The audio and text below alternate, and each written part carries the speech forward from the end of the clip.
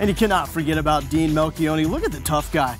They call this guy the enforcer on the Texas basketball squad because of poses like that from number 5 to number 0. We now welcome in our very own Agent Zero, Dean Melchionni. First off, the action shot. I mean, that alone speaks volumes of you to see the action shot on that graphic there. Where do you get something like that? Well, you know, a lot of game action, a lot of pictures to choose from. Tons. But, actually, just for the fans, we staged that one because that day I was looking good. My tan had really soaked in, so we took some photos that day. Looking good, like the Topps baseball cards and basketball cards back in the day. You can pose a little bit. Exactly. Well, let's get into the numbers here. Big number switch for you, and we saw your teammates as well. What's the story behind these number changes? Well, at the end of last year, me being a man of the people, I really wanted to help them out so they didn't have to check the stat books. So I changed my number to number 0 to let them know that 0 is the number of games the Texas Longhorns have lost when I have played. So, and then everyone else followed accordingly. Jalen took number 5 from me, and then Julian went and took 14 from Jacobin. Now, would 0 also be the number of games you've played at the University of Texas? No, of course not. Okay, we wouldn't want to go there at all. all. Not. Well, we put Dean to work here a little bit with his Texas guys in that Texas locker room recently after a practice. And here's a report from Dean getting nitty-gritty with those number changes. I'm here with my old friend, Julian Juice Lewis. And as the fans have noticed, you've changed your jersey number from 0 to 14. Can you explain why you did that?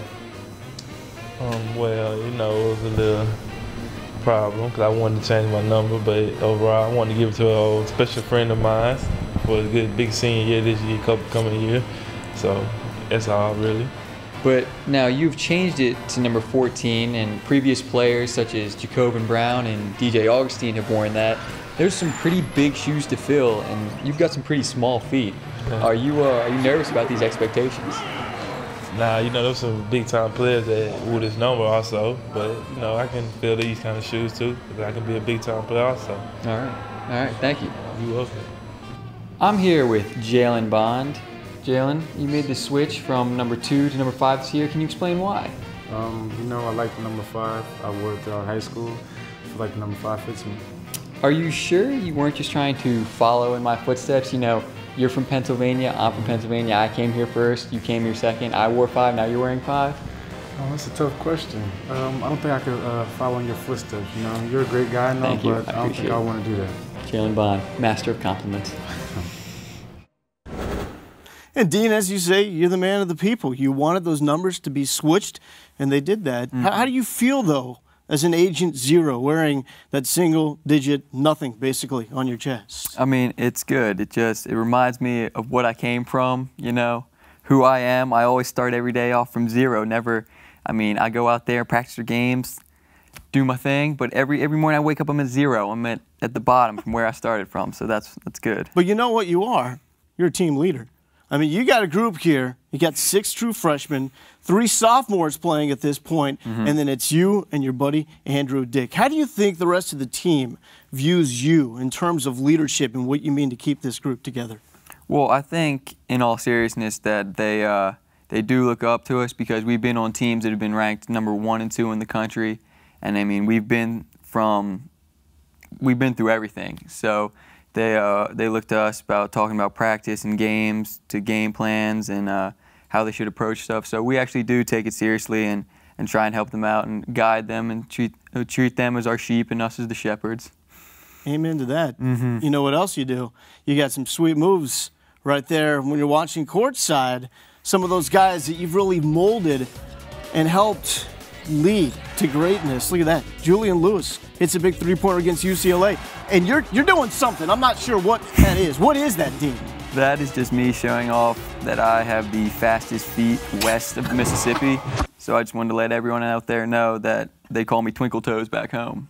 Back in Pennsylvania. Well, you got some competition coming from Gonzaga. I don't know if you've seen this clip, but someone obviously has gotten word that you've got some stellar moves. And so this is a Gonzaga walk-on doing the air guitar, and also looks like he's screaming at the top of his lungs. What do you think?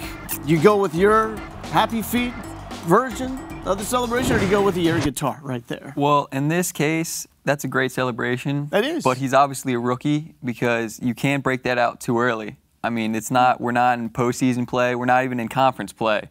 And a celebration like that, you need to save that for a big game, big stage. I mean, I don't even know how many people saw that. That's a hidden gem right there. What is your ultimate move? I mean, say this is a team that gets hot. You go to the Final Four and it's the biggest bucket you've ever seen at the University of Texas. What are you probably doing to embrace that moment? I most likely will use my partner in crime, Andrew, and we will do those things that when people I think they're dying, the shocker thing. Yes. We do that, and yes. Andrew will prime them and then shock me back to life because I'm so excited at what just happened.